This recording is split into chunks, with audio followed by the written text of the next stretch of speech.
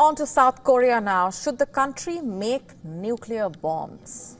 A straight question that perhaps bears complex answers. In the past 2 years, this seemed to have become a matter of mainstream political debate in the country, in fact.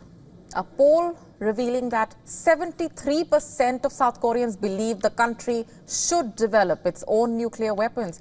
In fact, according to a report by The Times, more and more people in South Korea are of the opinion that the country needs to acquire its own nuclear weapons. The survey commissioned by the Che Institute for Advanced Studies, a Seoul-based think tank, and conducted by Gallup Korea, revealing that almost 3 out of 4 South Koreans seem to be in favor of nuclear arsenal to be developed on its own land.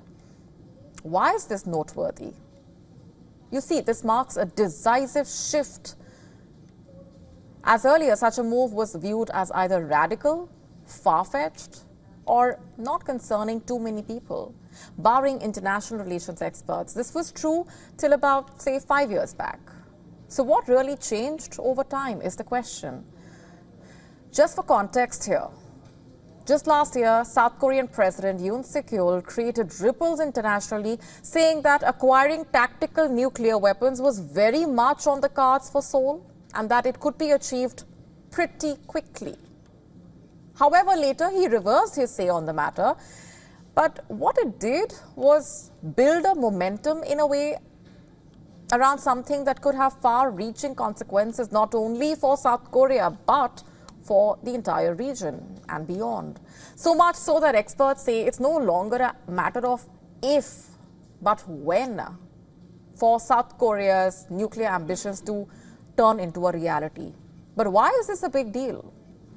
As a treaty ally of the US, South Korea shelters beneath the US nuclear umbrella. This even as American nuclear weapons were removed from the South in 1991. What's more, South Korea is a signatory to the Nuclear Non-Proliferation Treaty, which essentially is a treaty aimed at limiting the spread of nuclear weapons and even promotes a policy of denuclearization on the peninsula. What does that do? This was aimed at basically pressurizing North Korea into dismantling its growing arsenal of warheads as well as the ballistic missiles capable of delivering them. However, what happened was the polar opposite of what was expected. As per reports, North Korean leader Kim Jong-un further intensified his weapons program and ramped up military efforts, not essentially to threaten the US, but to, in a way, create an atmosphere of fear and uncertainty among Americans regarding their response to a potential conflict between North and South Korea. And what's more, the strategic alliance between Russian President Vladimir Putin and Kim Jong-un also cannot be overlooked, with North Korean troops now deployed to fight in Ukraine, which also gives rise to the possibility of Russia arming North Korea with advanced technology, reportedly to counter the US. And this puts South Korea in a rather tricky spot and perhaps substantiated its concerns of developing its own nuclear program to defend itself from external forces and strengthen its own military capabilities. But this begs an important question. How achievable is it?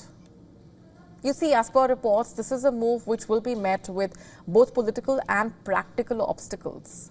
Plus, developing such a program would need a good deal of investment, including significant military and scientific undertakings.